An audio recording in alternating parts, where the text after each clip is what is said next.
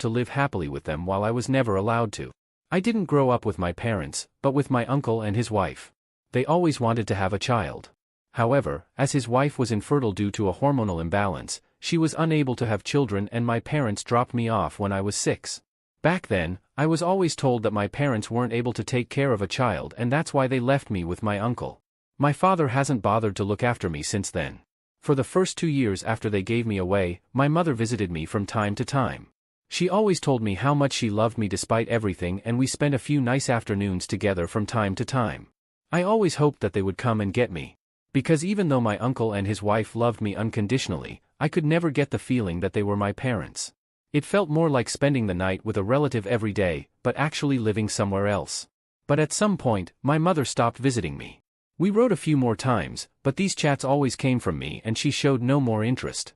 I found out that she was pregnant with my little brother at the time and my sister was born a year later.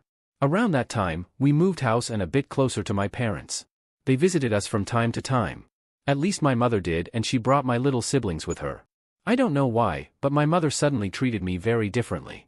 She introduced me to my siblings as a cousin and not as a brother and she herself treated me very distantly. She didn't even hug me, she just shook my hand even though I was still a child. She didn't even want me to call her Mom. In the conversations that followed, she talked about how well her family was doing, that my father was working hard and that they were doing very well financially. My siblings wanted to play with me, but all I could think about was that I wanted her to take me with her. In the years that followed, not only did I see my second sister being born, but I also saw them go on family vacations.